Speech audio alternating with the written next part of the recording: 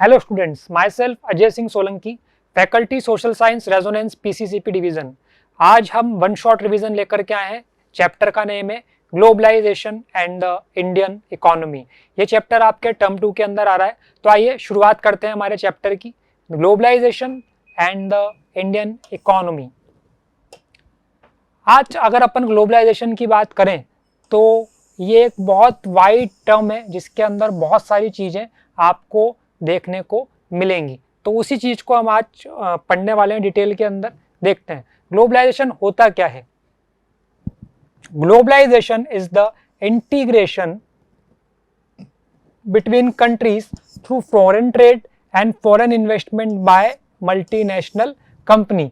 आज अपन सिंपल भाषा में अगर इसको समझने की कोशिश करें तो इंडिया के अंदर कोई कंपनी है XYZ जो कि क्या कर रही है, आपका इंडिया के अलावा आपका बाहर की कंट्रीज में भी क्या कर रही है, ट्रेड कर रही है।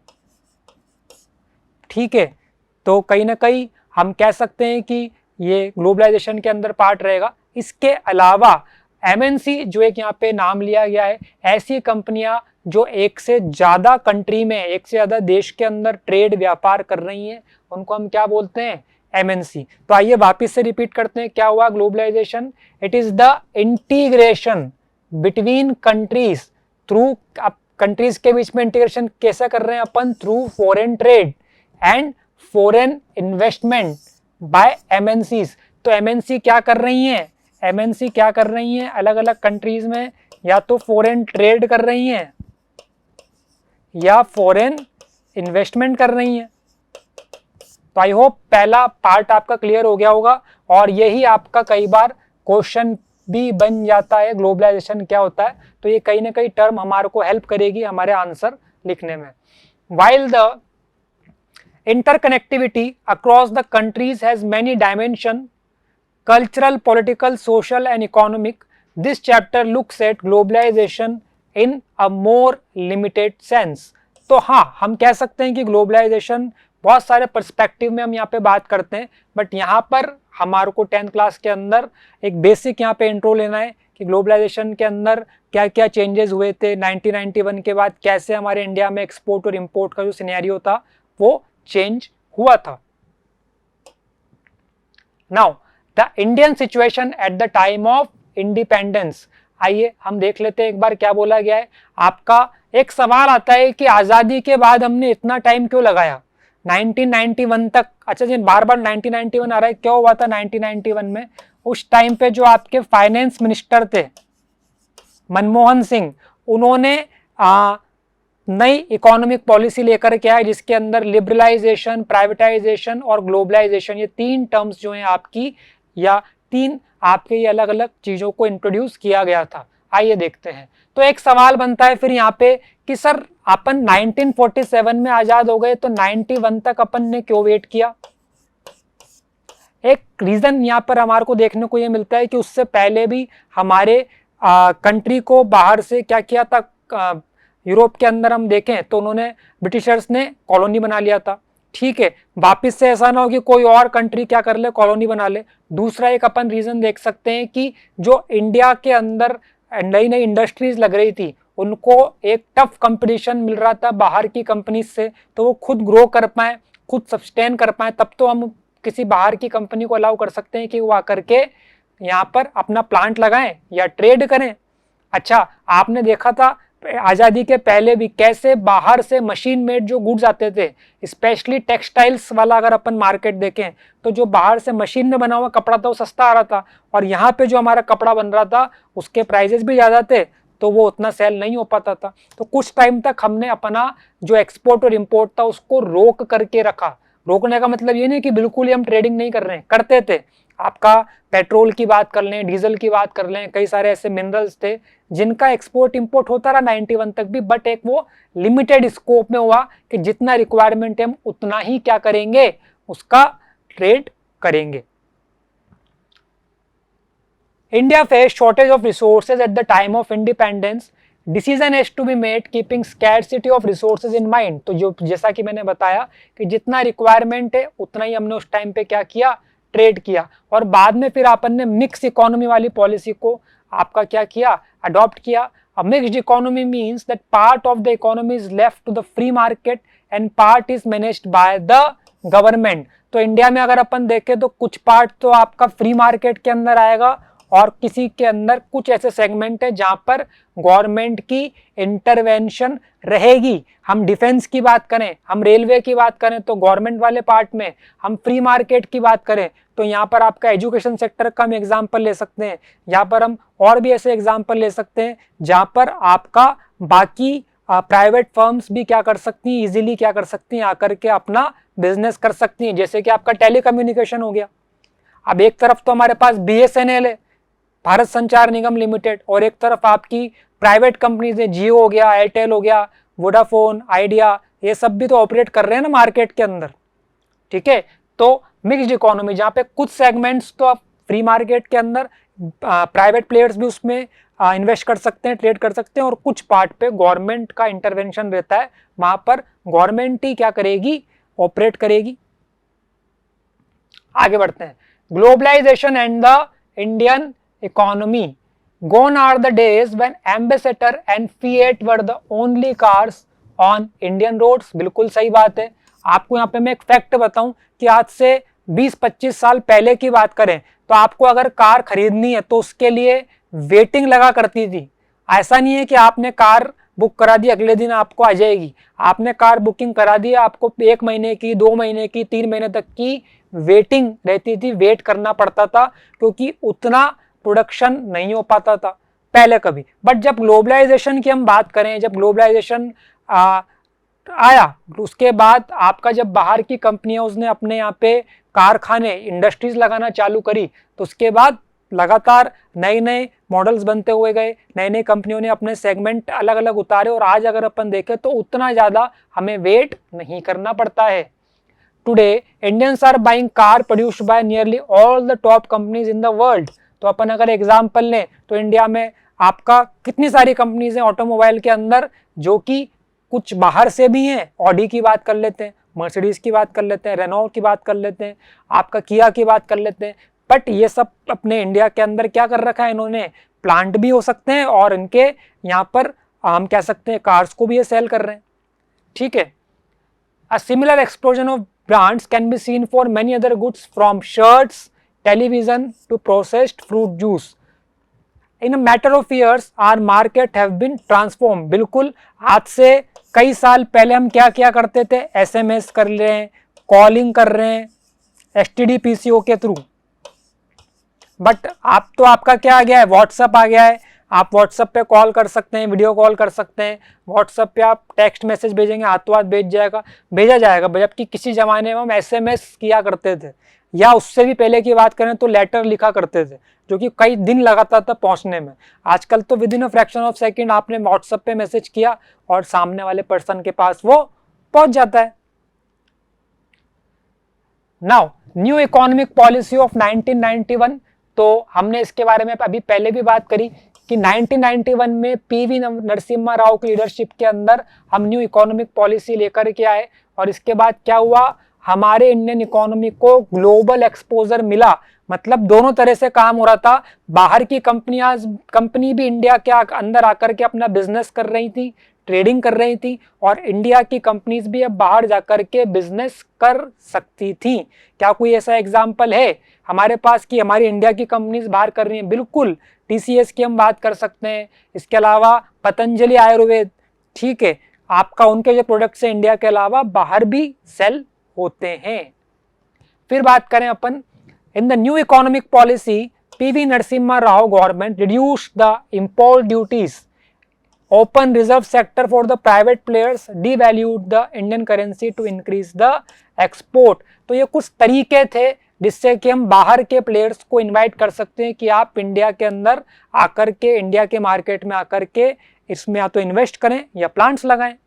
This is also known as the LPG model of growth. आइए आगे बढ़ते हैं। Now production across the countries, trade was the main channel connecting distant countries. आपका आज़ादी के पहले भी और आज़ादी के बाद भी हम अलग अलग चैनल्स के थ्रू क्या करते आ रहे हैं, ट्रेड करते आ रहे हैं। Large companies which are now called MNC play a major role in trade. कैसे करते हैं आइए देखते हैं। An MNC is a company that owns और control production in more than one nation. तो ये हो गया आपकी डेफिनेशन जो कई बार आपसे पूछ ली जाती है पेपर में।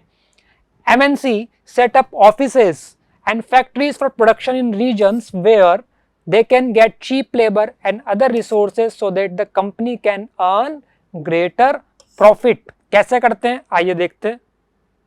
आप देखिए यहाँ पे बता रखा है spreading of production of an MNC। A large MNC producing industrialized equipment designs its product in research center in the US। Then वो क्या करते हैं, कंपोनेंट्स को चाइना में बनाते हैं, उनको मैक्सिको में शिप किया जाता है और ईस्टर्न यूरोप में, where the products are assembled and the finish products are sold all over the world. तो इससे हमें क्या समझ में आ रहा है आपका कि जिस जगह पर भी जौन सा रिसोर्स आपको इजीली अवेलेबल है, जहाँ पर लेबर आपको सस्ते में मिल रही है, उन सब चीज़ों को बेटरली यूटिलाइज करके आप चीज़ों को असेंबल करें और पूरे वर्ल्ड में क्या करें, उसको फिर सेल आउट करें। ये आपका एनसीईआरटी का एक एग्जाम्पल है जो कि हो सकता है पेपर में भी आ जाए, क्योंकि हमारे केस स्टडी वाला पार्ट भी आएगा ना पेपर में, तो हो सकता है उसके अंदर केस बन जाए। Now interlinking production across the countries. कौन कौन से तरीके हैं जिसके थ्रू हम क्या कर सकते हैं, इंटरलिंक कर सकते हैं अपना प्रोडक्शन। तो पहला तरीका है FDI, फॉरेन डायरेक्ट इन्वेस्टमेंट। आप क्या कर रहे हैं, किसी भी फर्म के अंदर, कंपनी के अंदर आप अपना इन्वेस्टमेंट लगा रहे हैं और जब वो इन्वेस्टमेंट इंडिया के जगह बाहर से आ रहा है तो वो कहलाएगा FDI। इसके भी दो रूट होते हैं बेटा, एक होता है ऑटोमेटिक रूट और एक होता है आपका अप्रूवल रूट। कुछ सेक्टर में तो आप डायरेक्टली क्या कर सकते हो, इन्वेस्टमेंट, और कुछ सेक्टर में आपको गवर्नमेंट से पहले परमिशन लेनी पड़ेगी, उसके बाद ही आप क्या कर पाओगे, इन्वेस्ट कर पाओगे। तो पहला तरीका तो ये है कि हमने कुछ नहीं किया, हमने पैसा लगा रखा है, उस पर हमें अपना रिटर्न मिलता रहेगा। दूसरा तरीका क्या है, by buying out the local company, merger या टेक ओवर। आपने सुना होगा नाम hero Honda,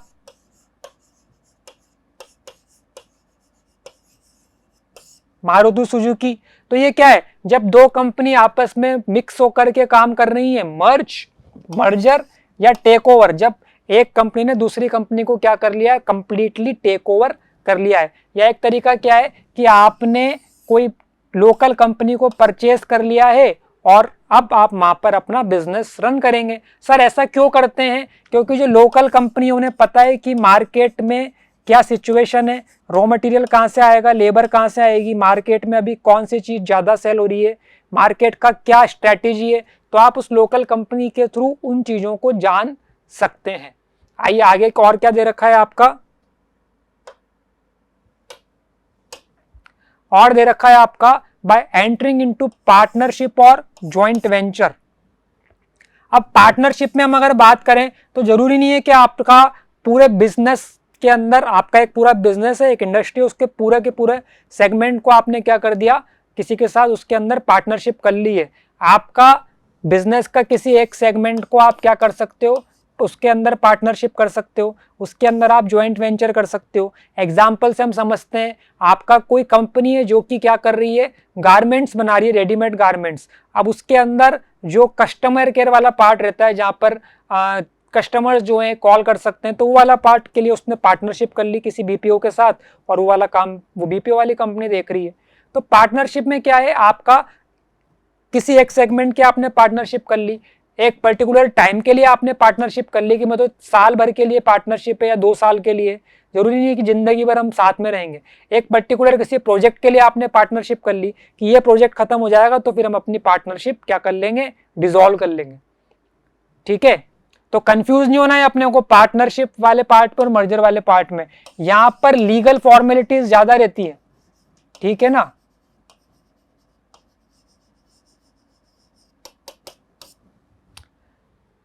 next, by giving order contracts to local companies for supplies. अब जरूरी है कि मैं हर बार FDI वाला रूट अपनाऊं, मैं मर्जर करूं, मैं पार्टनरशिप करूं।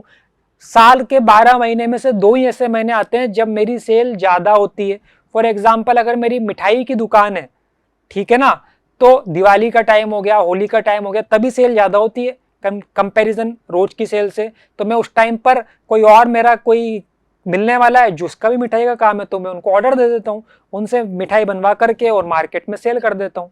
इससे क्या फ़ायदा होएगा, अगर मैं मिठाई बनाने के लिए जो भी यूज़ होते हैं यूटेंसिल्स वो सब खरीदूंगा, एक पर्सन को रखूंगा, 12 महीने तक उसको सैलरी दूंगा, रादर देन क्या तरीका अच्छा है कि जब ज़्यादा डिमांड आ रही है तब मैं मार्केट में अपना ऑर्डर दे करके और उसके अंदर अपना कुछ प्रॉफिट बुक करके और उसको मार्केट के अंदर सेल कर दूं। तो अभी हमने क्या पढ़ा, ये कुछ तरीके हैं और ये इंपॉर्टेंट है, पेपर के अंदर आपका आ सकता है।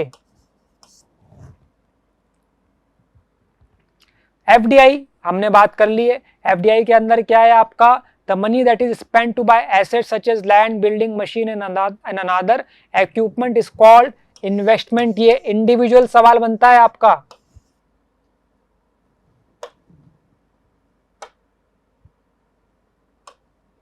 ठीक है ना, इंडिविजुअल यहां पे सवाल बन जाता है, इन्वेस्टमेंट क्या है।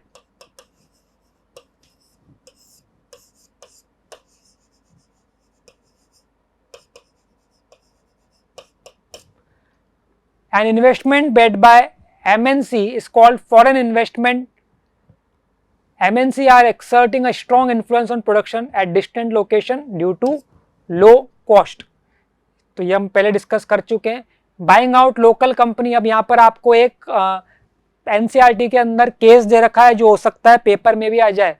अब यहाँ पे क्या बता रखा है, अब wealth MNC can easily do so, तो यहाँ पर एग्जांपल दे रखा है आपका एक American.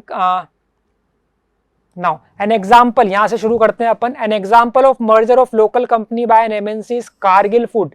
It is a very large American MNC which bought Parakh foods after starting joint venture with it. An Indian company which had 4 edible oil refining units and a large marketing network in all over India. Now Cargill is the largest producer of edible oil in India with capacity to produce 5 million pouches daily. तो ये वाला part आपका case में आ सकता है। यहाँ पर क्या है, आपका एक बड़ी कंपनी ने क्या किया है, मर्जर हुआ है, पहले तो ज्वाइंट वेंचर किया, बाद में मर्जर कर लिया। इंपॉर्टेंट है। पार्टनरशिप में आप क्या कर सकते हैं, एमएनसीज डायरेक्टली लोकल कंपनी के साथ क्या कर सकती हैं, पार्टनरशिप कर सकती हैं, ठीक है। अब जब आप पार्टनरशिप करोगे तो इससे क्या होगा, एक्स्ट्रा मनी आएगी, उससे आप नई मशीन्स खरीद सकते हैं जिससे फास्टर आपका क्या हो सकता है, प्रोडक्शन हो सकता है। सेकेंडली एमएनसीज अपने साथ क्या लेकर के आती हैं, लेटेस्ट टेक्नोलॉजी। तो जब हमारे पास लेटेस्ट टेक्नोलॉजी रहेगी तो हम अपना प्रोडक्शन ज़्यादा बेटर कर पाएंगे, कम टाइम में कर पाएंगे। अब यहाँ पर आपको एक फोर्ड मोटर का एग्जाम्पल दे रखा है जिसमें क्या बता रखा है, फोर्ड मोटर क्या है, एक अमेरिकन कंपनी है, ठीक है, जो ऑटोमोबाइल मैन्युफैक्चरिंग के अंदर काम करती है। 26 कंट्रीज में इनका प्रोडक्शन फैला हुआ है। इंडिया में 1995 में आई थी और 1700 करोड़ रुपीज इन्होंने क्या किया, स्पेंड किया चेन्नई के अंदर। और इसमें इनका कोलेब्रेशन किसके साथ था, महिंद्रा के साथ, जो कि जीप्स और ट्रक्स बनाती है, ठीक है। By the year 2004 Ford Motor was selling 27,000 cars in the Indian market, while 24,000 cars were exported from India to South Africa, Mexico, etc. तो यहाँ पे क्या कर रही है, the company wants to develop Ford India as a component supplying base for its other plant. एक बाहर की कंपनी आई, उसने टाई अप किया महिंद्रा के साथ और अब यहाँ पे इतना ज़्यादा प्रोडक्शन कर रहे हैं कि इंडिया से ही अलग अलग कंट्रीज में भी आपका जो सेगमेंट जो ऑटोमोबाइल्स बना रहे हैं उसको एक्सपोर्ट कर रहे हैं। इससे भी आपका केस बन सकता है, ठीक है, इंपॉर्टेंट है। Now by giving order contract to local companies, तो ये आपका एनसीईआरटी में दे रखा है कि लुधियाना के अंदर कैसे फुटबॉल के लिए लार्ज एमएनसी क्या कर देती हैं, ऑर्डर्स देती हैं, ये हमने पढ़ी लिया है। Foreign trade and integration of market. Now, what is foreign trade? Foreign trade is a trade between different countries of the world. ये हमें पता ही है। It is called international trade, external trade और inter-regional trade। ये काम का है, paper में कई बार इससे भी सवाल बन जाता है, या अगर आ जाए तो हमें कंफ्यूज नहीं होना है, इसके अलग अलग नाम बता रखे हैं। Integration of market occurs through foreign trade when goods from the one market in one country travel to the market in another country, thus connecting them. जैसे इंडिया से पतंजलि आयुर्वेद के प्रोडक्ट बाहर जा रहे हैं तो कनेक्शन तो बैठ रहा है, यहाँ के प्रोडक्ट्स वहाँ जा रहे हैं और दो कंट्रीज के बीच में उसके अंदर जो हमारे यहाँ से जो ऑपरेट कर रही है कंपनी वो कहीं ना कहीं वहाँ पे अपना ट्रेड के लिए अलग अलग जगहों पर प्लांट्स लगाएगी या वहाँ पे अपने आउटलेट्स लगाएंगी, ठीक है। Producers can sell their products not only in the market located with in the country but outside also. अब इससे क्या होता है, आपका गुड्स के मूवमेंट के साथ साथ मूवमेंट होता है पीपल का और आइडियाज का भी। बायर्स के पास भी क्या होता है, एक ऑप्शन होता है कि उनके पास एक वाइड रेंज होती है गुड्स को चूज करने के लिए, और इससे एक फायदा और होता है जो आपके सिमिलर गुड्स है उनकी प्राइजेस के अंदर ज़्यादा डिफरेंस नहीं आता है, प्राइजेस रहते हैं आपके इक्वल। नेक्स्ट, कंपटीशन बढ़ जाता है, और जब कंपटीशन बढ़ जाएगा प्रोड्यूसर्स के बीच में तो वो बेटर चीज़ देने की कोशिश करेंगे, प्राइजेस भी कम रहेंगी, तो उससे फायदा किसका होएगा, कंज्यूमर का। 10 foreign trade result in connecting the market और इंटीग्रेशन ऑफ मार्केट, ये आपका 5 नंबर में आ सकता है, इंपॉर्टेंट है, ठीक है ना, ये वाला टॉपिक इंपॉर्टेंट है, हमें 5 पॉइंट लिख करके वहां पे आने पड़ेंगे। अब चाइनीज टॉयज इन इंडिया की हम बात कर लेते हैं। यहां पर क्या हो रहा है, चाइनीज टॉयज इंडिया के अंदर काफी क्या है, पॉपुलर हैं, और इनका जो हम कह सकते हैं इंडियन मार्केट में एक अच्छा खासा मार्केट कह सकते हैं कब्जा हो चुका था, ठीक है। अभी तो हम अगर वैसे इन जनरल बात करें तो make in India, made in India, काफ़ी सारे ऐसी इनिशिएटिव चलाए जा रहे हैं गवर्नमेंट के द्वारा, बट हमें यहाँ पे क्या बताया गया है, आइए देखते हैं। What is happening here, as a result of trade Chinese toys come into the Indian market in the competition between Indian and Chinese toys prove better, Indian buyers have a greater choice of toys and a lower price for the Chinese toy makers. This provided an opportunity to expand business. The opposite is true for Indian toy makers. They face losses as their toys are selling much less. तो ये भी आपका case बन सकता है paper के अंदर। अब चाइनीज टॉयज क्यों सस्ते बिक रहे हैं, सवाल तो ये आता है आपका। अब चाइना में जब वो बहुत ज्यादा मात्रा में प्रोडक्ट्स को बना रहे हैं, प्रोडक्शन हो रहा है, तो वो डंपिंग कर रहे हैं अलग अलग कंट्रीज में, और ऑब्वियसली जब आप ज्यादा मात्रा में कोई चीज़ बनाते हैं तो उसकी कॉस्टिंग धीरे धीरे कम आने लग जाती है, वो भी एक फैक्टर है। अब जब वो इंडिया में इन चीज़ों को डंप कर रहे हैं तो यहाँ पे प्राइजेस कम रहती हैं, जिसकी वजह से जो इंडियन प्रोडक्ट्स हैं उनका के साथ टफ कंपटीशन रहता है और लोग बाग चाइना के प्रोडक्ट्स खरीद लेते हैं। सवाल आता है कि क्या चाइना में भी होली मनाई जाती है, क्या चाइना में दिवाली बनती है, क्या चाइना में राखी बनाई जाती है, क्या चाइना में हम संक्रांत बनाते हैं, बट चाइना वाले आपका हमारे जो भी इंडियन फेस्टिवल्स है वहाँ पे जरूर वो अपने अपने प्रोडक्ट्स अलग अलग लेकर के आ गए और मार्केट के अंदर लॉन्च कर दिए हैं। फॉरेन ट्रेड के प्रॉस एंड कॉन्स, ठीक है, एक तो इकोनॉमिक ग्रोथ बढ़ेगी, गवर्नमेंट की स्पेंडिंग थोड़ी कम हो जाएगी, टेक्नोलॉजी का आदान प्रदान होएगा। जॉब आउटसोर्सिंग का एक थोड़ा सा हम कह सकते हैं कौन रहता है, नेगेटिव पार्ट है। वर्किंग कंडीशन उतनी बेटर नहीं हो पाती, कई बार शिफ्ट में काम रहता है या आपका कॉन्ट्रेक्चुअल काम रहता है कि जितनी जरूरत है उतनी देर काम कराना है, बाकी टाइम आपको वर्क जॉब पे नहीं रखेंगे। इसके अलावा डिग्रेडेशन ऑफ नेचुरल रिसोर्सेज, अब कोई प्लांट लगा रहा है हमारी कंट्री के अंदर तो हमारे रिसोर्सेज को भी तो यूज कर रहा है लगातार, तो उसका भी डिग्रेडेशन होएगा। ग्लोबलाइजेशन हमने शुरुआत में भी पढ़ा था, क्या है, रैपिड इंटीग्रेशन और इंटरकनेक्शन ऑफ द कंट्रीज, ठीक है। तो ये वाला पार्ट अपन ऑलरेडी पढ़ करके आ चुके हैं, कुछ और देख लेते हैं इसमें हमारे लिए काम का है। हाँ, जो काम का है वो है आपका there is one more way in which countries can be connected, this is through the movement of people between the countries. आज हम देखते हैं जब कोई व्यक्ति डॉक्टर बन रहा है, इंजीनियर बन रहा है, चार्टर्ड अकाउंटेंट बन रहा है, तो जरूरी नहीं है कि वो कंट्री के अंदर ही अपनी सर्विसेज दे, हो सकता है वो कंट्री के बाहर जाकर के भी अपनी सर्विसेज दे सकते हैं। फिर ये आपका एक एनसीईआरटी से ही हमने एक कैरिकेचर लिया है, I have got him to provide you growth, employment, better future etcetera. और यहाँ पे इमेज किसकी दिख रही है फिर हमें, मनमोहन सिंह जी की। नाउ कौन से ऐसे फैक्टर्स है जिससे ग्लोबलाइजेशन और अच्छे से उपाय इनेबल किया, एक तो टेक्नोलॉजी के अंदर इंप्रूवमेंट आ रहा है, डे बाय डे हम देख रहे हैं कि नई नई टेक्नोलॉजीज हमारे पूरे वर्ल्ड के अंदर बन रही हैं और उसका फायदा हम इंडिया भी अब उठा रहा है। ड्रोन्स के अंदर हम देखें कैसे हम ड्रोन्स की सहायता से आपका भले ही वो एग्रीकल्चर वाली बात हो या कहीं पर नजर रखना है, लॉ एंड ऑर्डर मेंटेन करना है, तो उसके अंदर हम काफी ज्यादा डेवलपमेंट कर रहे हैं। अलग अलग सेक्टर में बहुत ज्यादा टेक्नोलॉजी का डेवलपमेंट हो रहा है। Next is liberalisation of trade and investment policies. अब ये लिबरलाइजेशन क्या होता है? जब सरकार क्या कर रही है, आपका कहीं ना कहीं किसी न किसी जो उनकी पॉलिसीज बनी हुई हैं उसको लिबरेट कर रही हैं। अब यहीं पर हम बात कर लेते हैं सिंगल विंडो क्लियरेंस। पहले क्या होता था, कोई बाहर की कंपनी XYZ उसको इंडिया में अपना प्लांट लगाना है तो क्या करना पड़ता था, बहुत सारे क्लियरेंस लेना पड़ते थे, वेट करना पड़ता था, सरकार बदल जाए। तो गवर्नमेंट ने बाद में क्या करा, लिबरलाइजेशन वाली पॉलिसी के तहत कि आप अप्लाई कर सकते हैं अगर आपको यहाँ पे प्लांट लगाना है, जो भी अलग अलग आपको फॉर्मेलिटीज पूरी करनी है, आपका सिंगल विंडो क्लियरेंस स्कीम के तहत एक बार में उसको क्लियर करते हुए चल जाएंगे ताकि आपको दिक्कत ना आए। ठीक है। Third point, pressure from international organisation such as WTO। अब WTO भी क्या करता है, नजर रखता है कि कोई देश गलत काम ना करे या जबरदस्ती में ही प्राइजेस ना बढ़ा दे, शूटअप ना कर दे। Benefits globalisation and its impact on economic growth.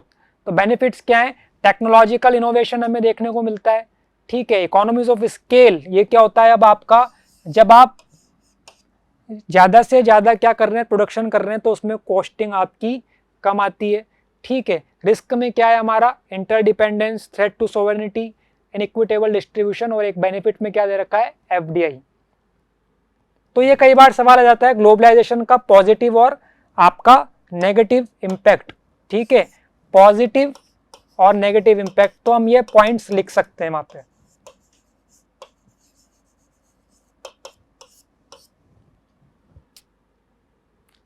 Now rapid improvement in technology, बिल्कुल टेक्नोलॉजी के अंदर हमारे इंप्रूवमेंट हुआ है और उससे ग्लोबलाइजेशन के अंदर जो भी क्या है, कहीं ना कहीं बढ़त हमें देखने को मिली है।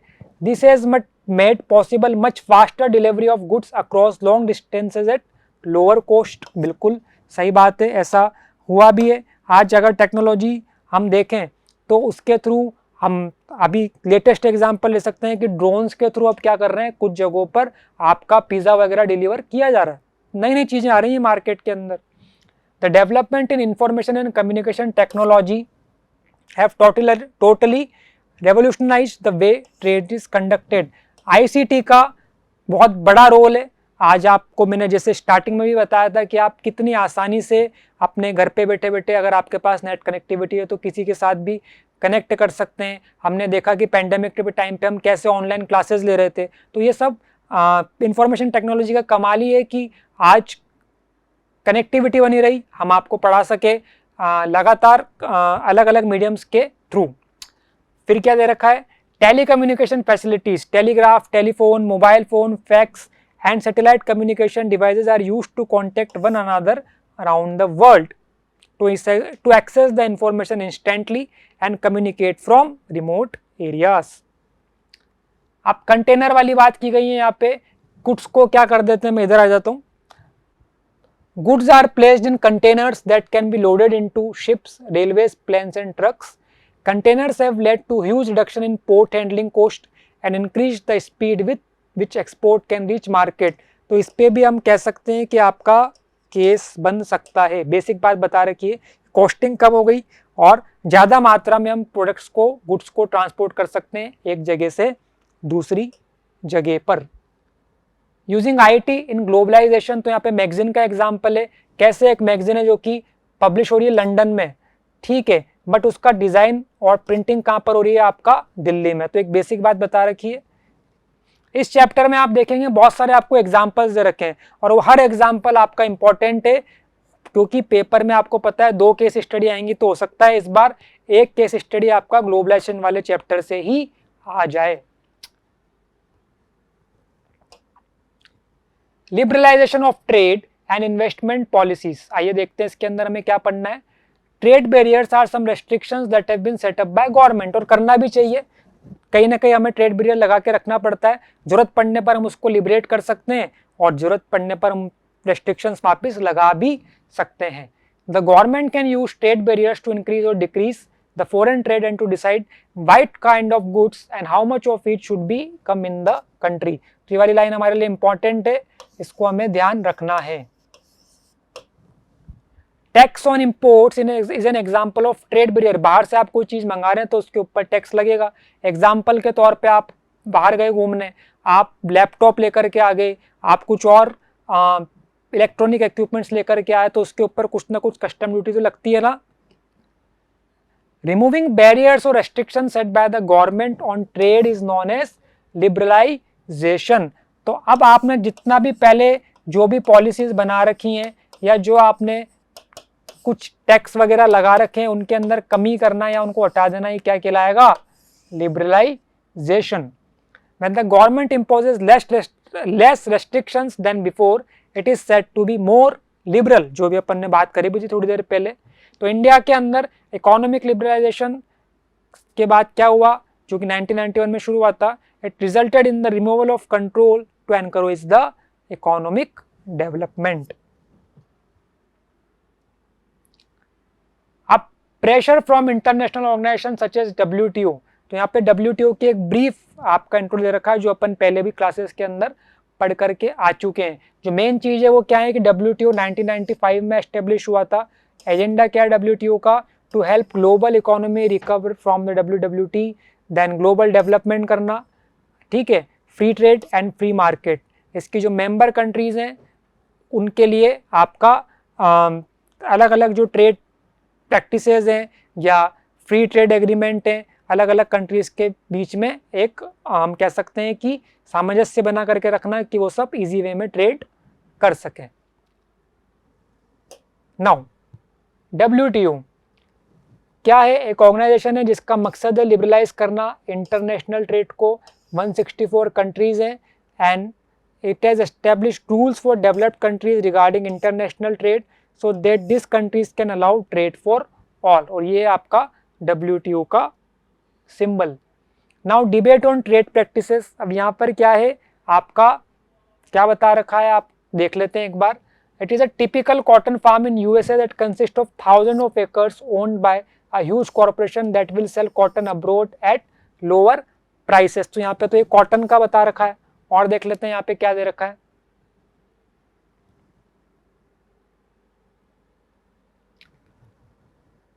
आइए शुरू करते हैं।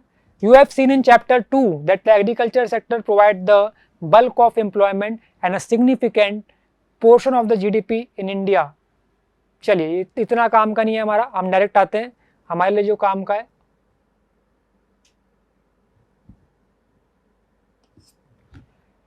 People who are engaged in agriculture in the US receive, यहाँ से मैं पढ़ रहा हूँ, in agriculture in the US receive massive sum of money from the US government for production and for export to other countries.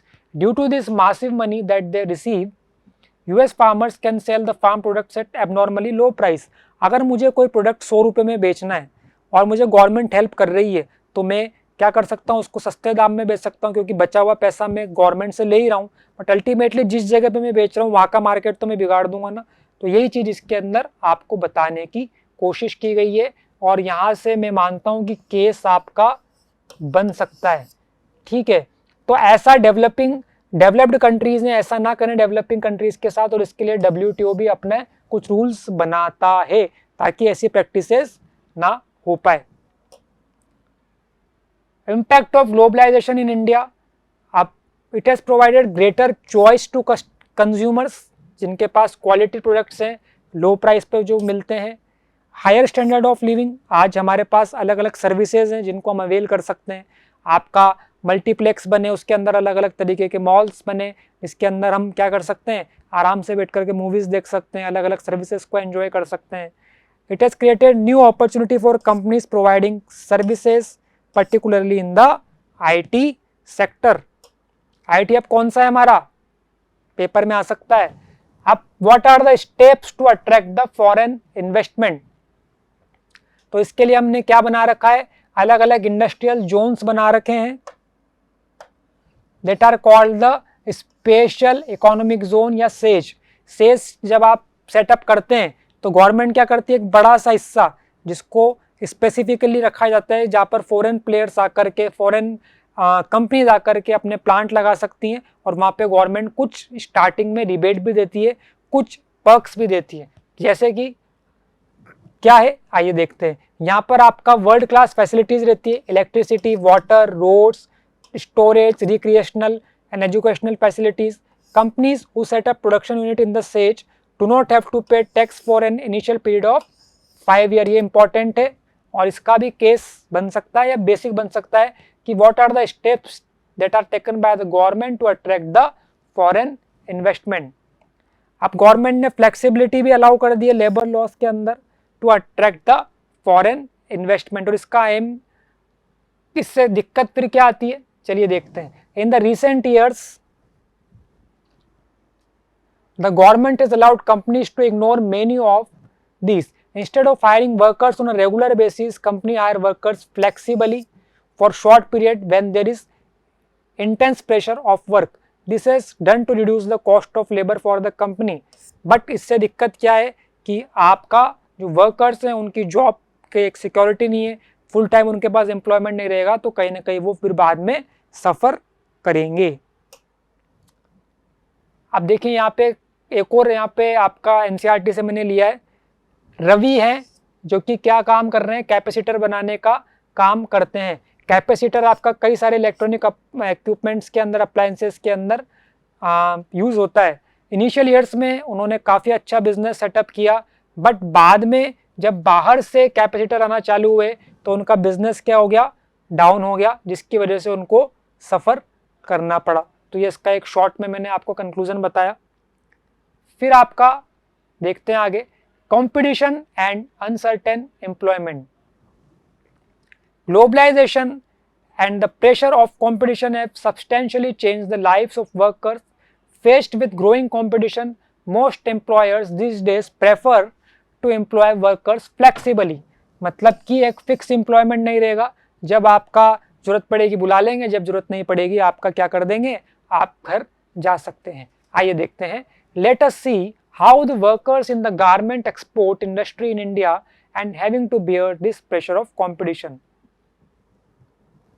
अब जो MNCs हैं Europe में और अमेरिका में, order their products from Indian exporters.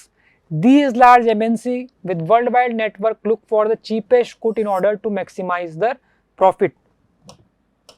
और इसके लिए क्या करते हैं, to get these larger orders, Indian garment exporters try hard to cut their on cost. As the cost of raw material cannot be reduced, exporters try to cut labor cost. Where earlier a factory used to employ workers on permanent basis, now they employ workers only on a temporary basis. तो जो raw material है उसकी तो costing कम नहीं हो सकती, तो और तरीके ढूंढो कैसे हम कॉस्टिंग कम कर सकते हैं, और उस वजह से फिर आपके वर्कर्स सफ़र करते हैं। Workers also have to put in very long working hours and work in the night shift on regular basis, और कई बार इनको ओवर टाइम भी करना पड़ता है। गारमेंट वर्कर की यहाँ पे बात की गई है। सुशीला जो कि 35 साल की हैं, कई साल तक इन्होंने गारमेंट एक्सपोर्ट इंडस्ट्री में काम किया, परमानेंट वर्कर थी हैं, ठीक है। Entitled to the health insurance, provident fund, overtime at double rate. But जब सुशीला की फैक्ट्री क्लोज हुई तो उसके बाद उन्हें काफ़ी ज़्यादा सफ़र करना पड़ा। कैसे, she is a temporary worker and earns less than half of what she was earning. उनको सुबह जल्दी निकलना पड़ता है अपने घर से और रात को लेट जाती हैं, ठीक है, कोई छुट्टी नहीं रहती है। तो यहाँ पर एक इम्पैक्ट बताया है कि कैसे ग्लोबलाइजेशन आने के बाद उसका कुछ नेगेटिव इम्पैक्ट भी, और ये वाला पार्ट भी आपका केस के अंदर आ सकता है। रवि वाला भी आ सकता है, सुशीला वाला भी आ सकता है। Now the struggle for a fair globalization. Fair globalization creates opportunities for all and also ensures that benefits of globalization are shared better. क्या क्या स्टेप्स है जो गवर्नमेंट ने लिए हैं या ले सकते हैं? लेबर लॉस प्रॉपरली इम्प्लीमेंट होना चाहिए, स्मॉल प्रोड्यूसर्स को सपोर्ट मिले ताकि उनकी परफॉर्मेंस इम्प्रूव हो, उनके पास कुछ ऐसे सेक्टर्स हो जैसे एमएसएमई सेक्टर है जहाँ पर फॉरेन प्लेयर्स आ ही नहीं सकते, केवल लोकल लेवल प्रोड्यूसर्स ही क्या कर सकते हैं, वहाँ पे प्रोडक्शन कर सकते हैं। If necessary the government can use trade and investment barriers लगा दिए जाएं कि किसी सेक्टर में आपका बाहर की कंपनीज नहीं आ सकती, जैसा अभी मैंने बताया। It can negotiated WTO for the fairer rules. और ये मैंने एक नेट पे से लिया है, टॉयज इंपोर्टेड इन इंडिया, तो ये आपको अलग अलग डेटा बता रहा है कि कितने टॉयज इंपोर्ट होते हैं। इसी के साथ हमारा चैप्टर यहाँ पर ओवर होता है। आई होप आपको चैप्टर समझ में आया होगा। Thank you.